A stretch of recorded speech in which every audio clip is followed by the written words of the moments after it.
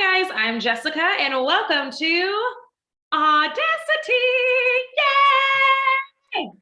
I am recording live at home with our most recent pitch contest winner, Julian Davis, owner of Trigger Surge Games. Nice to have you and congratulations. Happy to be here. I'm glad to have this interview. It's gonna be a good time. Yeah. All right. So let's go ahead and get the regular stuff out of the way. Let's do the formalities now. Sure. Tell us about the game. How did you win the Audacity pitch contest that I judged? And so I know why you won, but tell me why your game is a sell. Tell us what it is. Tell us what's great about it. Tell us how it all started. Sure. I create the open world RPG, Twilight's Final Judgment. Basically, the concept of the game is that it takes place in 1940s New York. We follow a detective named Arthur Drake, and he is investigating the murder of his partner and best friend. As you dive through this crazy tale and you're trying to figure out the who did what, who was where, and who did why, really, what you end up discovering is that all of this stems, all the crimes that are being covered up, all the murders that are happening stem from the top, the elite of New York. And as you dig deeper, the elite turn out to be the Greek gods. And so we flow into that Greek mythology aspect from there. And throughout the story, you get to know personally Arthur as a person, what are his involvements, and why he's wrapped up in all of this. And so that's the basic idea of the story of the game. And gameplay wise, it's a role-playing game. You get to make choices, decisions. You have turn-based battles where you can play as 4 different characters throughout the game. And so it's a really fun experience that will I would say promote multiple playthroughs, because there's always going to be, well, I won't say always, it's not infinite, but there will be different ways you can the story and different ways you can experience the game depending on the actions that you take. Nice. Okay. So that means not only there's multiple ways to play, but there's multiple ways to win, I assume. Correct. Well, win's subjective, but yeah. The battle of ideologies, people. Well, that's super fun. First of all, I love the hard-boiled, noir situation. I think being millennials and Gen Z, we really enjoy the world of nostalgia. Not to mention Greek mythology is something that was really hard pressed for us when we were at least when I was in high school. That was super pressed into our humanities studies and everything like that. So combine those two together. What gave you the inspiration to combine that level of nostalgia into one game? Well, the most interesting part about it is Twilight's Final Judgment was a spin-off originally. So it was supposed to be a story kind of focused around just basically the original story was supposed to be cool bounty hunter, but they were a demigod. So it was kind of just playing into, Greek mythology story, but it was modern day. And the main character, Arthur, was supposed to be an old man that appeared in the original story, and you would be like, oh, okay, this guy stands out. And so Twilight's Final Judgment was kind of just supposed to be a spin-off of Arthur's story, diving into him a little bit more. Never supposed to be this kind of serious thing. But as I dived into it, I was kind of like this one more. Yeah. Well, and who doesn't love a good spin-off from time to time? You know what I mean? Oh yeah, definitely. So has the original game ever seen the light of day? Is it out there in the universe, or did Arthur Drake take over the world? Well, Arthur did take over the world, but we will see the story of the original game. That will come. It's going to be changed into more of later on down the franchise, hopefully franchise, but later on sequel. But we will see that story come back to surface and loop back into the grander story at play. Nice. So about how long would you say this game takes to get through? Because it sounds like there's a lot of layers. There's mystery, which means there's no way you can finish this in one sitting healthily, I assume. Not dangerously. So about Yeah. how long does it take a player to go through this? And like, what age group would you recommend this for? Is this like something that I would enjoy? Is this something that our audience would like? So relative game time, my focus was if you were to focus it, you stick to the beaten path. You just want to kind of go straight through the story the way that it's egging you on to go through the story. Then I wanted that to be around the 10 to 12 hour kind of mark of total gameplay. However, if you decide to do the branching side missions or the different paths that you can take the story and extend, the adventures that you're going on, basically, then I wouldn't even have a number for that. I'm sure people could, extend their playtime however long they wanted to. Right. Um, and then to address the age range, I would say I would suggest definitely an older age range. I personally wouldn't suggest this title for children. Although it is fun, it's, of course, magical worlds, magical characters, all this stuff, powers. It has a very mature story and theme, and things aren't censored, let's say. So the reality of stuff going on at that time will be depicted in this story. And so, and it will comment on those real life situations. So how real do we get here? Because again, going back to nostalgia and everything, like 1940s New York, I mean, whew, there's a lot of story in there as far as like, social justice and the economy coming off the heels of the Depression. And then we throw in the Greek gods and everything. So now we have like, the chat about religion and everything. Where is this oh goodness, what was my question? I had one. How far does it go? Is that Yeah, is how deep like are we how how deep are we diving here when it comes to time? Because like we were talking about earlier, like we're deep in this nostalgia pot already. So I yeah, guess I'm wondering like how honest are we gonna get here? it's very honest. This is a story that I designed to talk about a lot of those issues going on. Because it's fun to make a fun, just all about 1940s powers kind of story. But I felt the depth that I wanted, and also just in general for myself, I couldn't ignore the stuff going on.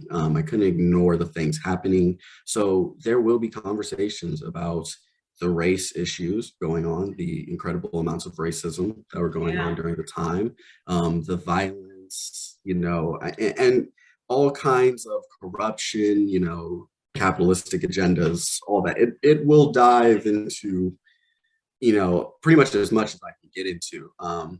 So I won't hit everything, and I probably won't hit everything perfectly, but it will serve as a what I like to say.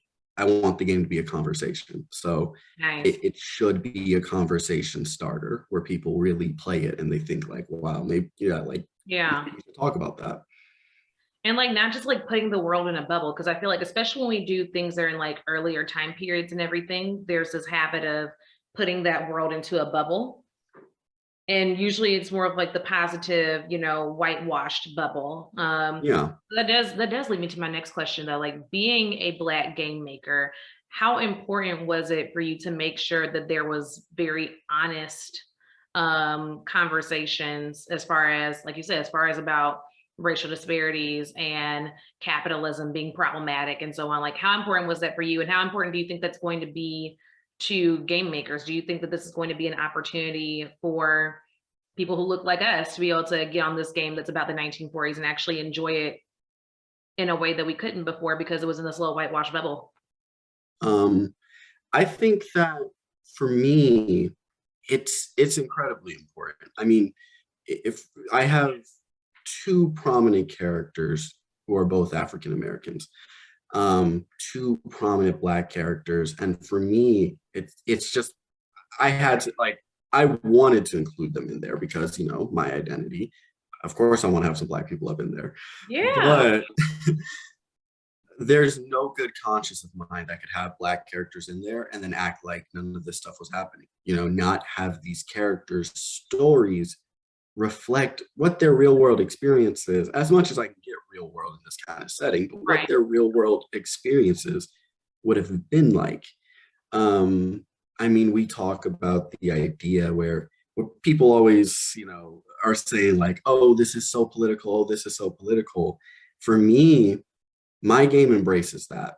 Right. It is political. It Right. is. I mean, anything is, but this is, and it Yeah. is meant to be fun, but it's meant to serve a message, and it's meant for people to see those stories, to understand that with that diversity and accepting those real world circumstances, there's a level of depth that can be reached with a character and their Yeah. story that you just can't reach, like by what you said, whitewashing it. Yeah.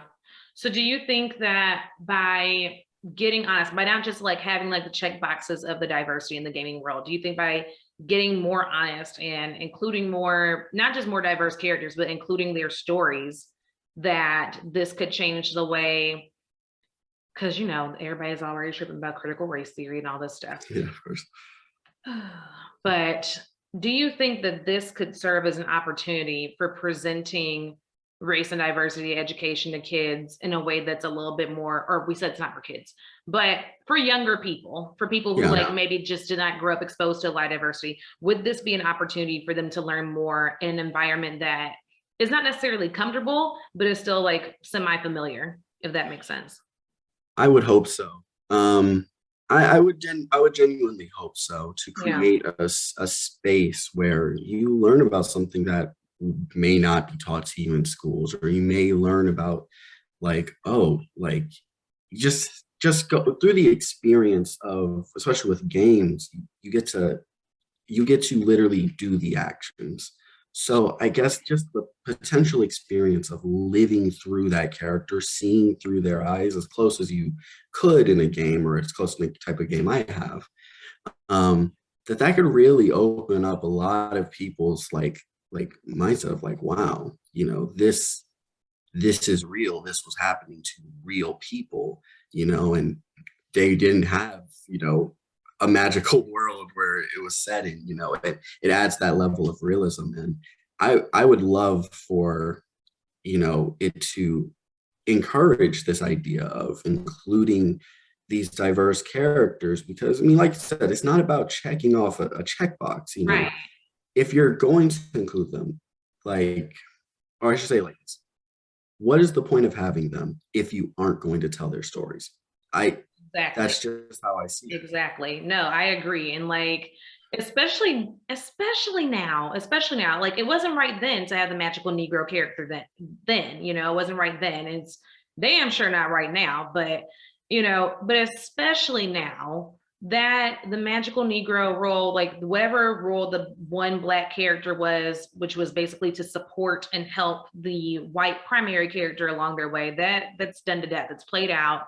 It's not progressive, and it's not teaching anyone anything. But like you said, by giving these characters an actual narrative instead of them just being like little placeholders and everything, then we might actually get somewhere. Maybe people can stop talking trash about how games aren't educational.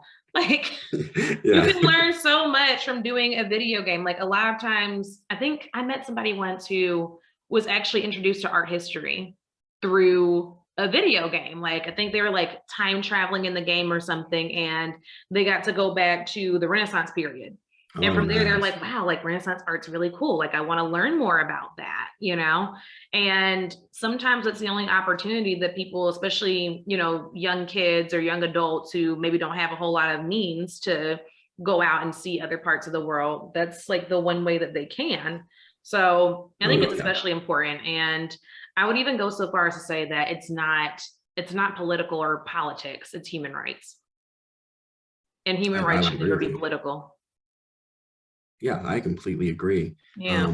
The power of media, and Yeah. that it has over just showing people stuff is, I Right. mean, it's unreal. And so we should never underestimate what media can do and introduce people to. Exactly.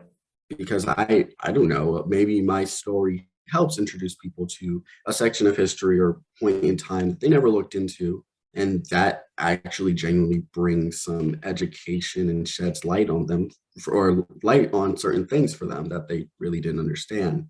That would be nice if it happened. I would be ecstatic about that. I would be just as Right. ecstatic if they just had fun. But I do think about that kind of more responsible side of what I'm trying to tell.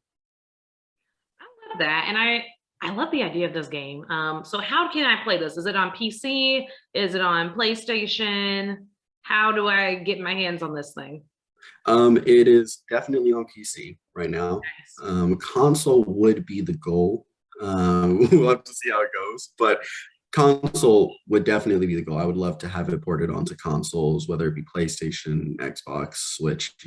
I have no bias in this circumstance. I'd put it on all platforms for people to enjoy, but PC is the place right now. You hear that, PlayStation? Give them the money. Um, Please. okay, so talk to me about that because like there's a whole industry of gaming that a lot of us really don't know about. And you have a lot of a lot of these folks like when they're in high school and they're in college, are like, wow, like I don't really know what I want to do, but I know that I love video games, but I don't want to be a computer scientist. Like I want to make games. How Yeah. does it tell us about the process of game making from ideation to distribution? As in putting it in the next person's hands to get it out there into the universe. Can you tell us about that process? Sure. So I'm living that process currently, but Hey. the the idea is, first you come up with an idea, of course. Anyone can come up with an idea. That's really the fun part is concepting, thinking like, oh, what kind of game am I gonna have? What actions can I do? And I say just try to make whatever game that you really what you'll enjoy. Because if you'll enjoy it, you'll be far more likely to see it through. Mm. Um, and then you kind of have to get into the process of like, okay, I actually got to make this game. If you're like me, I have to learn how to make games, which is perfectly fine. With this title, this is literally the game that it really made me learn to make games. So if you don't know how to make games, have no fear. You can still come up with a concept and learn as you're working on the game that you want to create. Um, for me, I watched YouTube tutorials. I won't lie to you. I completely went on YouTube, learned how to program from there. I would just search up how to make this type of game, how to make RPG. You can literally look that up, and I would copy it, and then after time, you begin to like understand what you're doing. The more you're copying, you're seeing it. You're like, oh, this does that. Oh, okay. And as a person who has seen the game, guys, I've seen this game in action. I've seen the prototype. I've seen like the presentation, everything. I am astounded that you learned all this from YouTube because I would not have known. I was like, oh, Julian went to school with this. Like Julian like sat in somebody's classroom for a year or two. Like, I mean, this guy is a whiz. Like you're still a computer whiz. Don't get me wrong, you are still a Yeah, whiz. appreciate But it. but I would never have known if you had not told me right here in this interview, which is what I love about Audacity, guys. We're keeping it real. I am just as shocked as you are. But that is absolutely amazing. That's Yeah, so cool that you no, were able to thank learn you. that way. Yeah, honestly, I suggest to anyone. Anytime someone asks me like, how can I get into make videos? I'm like, watch YouTube tutorials. I'm telling you, no joke. And so, you start to like actually solidify down a concept. You begin to figure out a gameplay loop. You figure out like what's the player going to be doing? How will it be rewarding? How will they enjoy it? Um, Now, making the games fun, you got to start figuring out distribution. Where am I going to put it? Am I going to try to seek a publisher? And the best way to describe it to people that don't really know about the gaming community is, it's a setup of developers and publishers. Now, currently for me, I don't have a publisher. I'm self-publishing. So I'm going to the marketplace where I'm on Steam and I'm putting it up myself. I'm marketing it myself. I'm handling all that stuff. Um, but for other people that may have a publisher, often the publishers will handle a lot of those responsibilities, especially the marketing side of things. Also, another benefit, they may supply you with funding, other resources, experience, all manner of things. Just, I would say, really read those contracts, be wary of those, do your research because they they will know if you're a new game developer. That's just Yeah. being real about that. Yeah. Um, but beyond that, finding where you're going to be and never underestimating marketing. You really get on get on social media. Yeah. Start getting people buzzing about your game as soon as possible. Just share the progress, especially on a place like Twitter. That's where I really do the best. Um, Game dev Twitter is very, very supportive.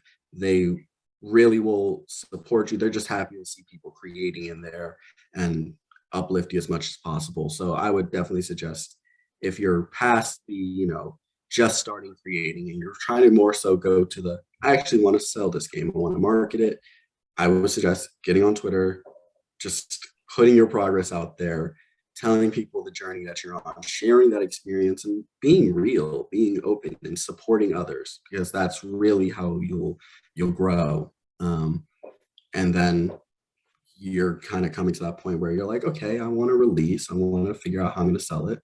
Pick your platform. You have many different options. You can do many different price methods. This is all up to your own discretion and however you want to do it. Right. The journey is really kind of however you want to do it. It's not a one size fits all, but I really say, if you just want to make games, the best way to do it is to do it. Just get in there, start doing it, start making games, things that you like, things that you love, pushing yourself and learning things that you may not know yet, and challenging yourself. And I really do think anyone that does that, it'll work out for them. Nice. Well, there you have it, guys. Julian, thank you so much again for joining us. Again, y'all, he is the winner of Q1's pitch contest, and we have Q2's pitch contest coming up very soon. So if you are interested, make sure that you send us a little email, send us a comment, and we will get you started. You'll win a free interview like this, and you will also get a free ticket to the next Audacity event. So Julian, I'm going to see you at the Audacity anniversary in just one more week. Sounds good. You guys hit that link below, because you can get to come to stuff like that for free if you win. And Julian, tell our audience how we can find you. How can we support you? You can find me, like I said, I mentioned Twitter, for example. So you can follow me on Twitter at Trigger Surge. It's just at Trigger Surge. Or you can follow me on Instagram if you like. I don't post as much there, but you still can. That would be at J_CORP 21. Outside of that, you can check out my game on Steam. If you go to steam.com, search up Twilight Final Judgment. Demo is coming out soon, June 13th. So be ready for that. It'll be free, of course. So you can hop in there, play the game, try it out, see how you feel. And yeah, that's how you can find me. Awesome. Awesome. Well, guys, we will have all that information right down below in the comments. So make sure you check everything out. If you like what you saw today, please tell us. We like good feedback. Feel free to reach out to me, reach out to Julian if you have questions about more of his work at any time, and we will see you guys next time. Thanks, Julian.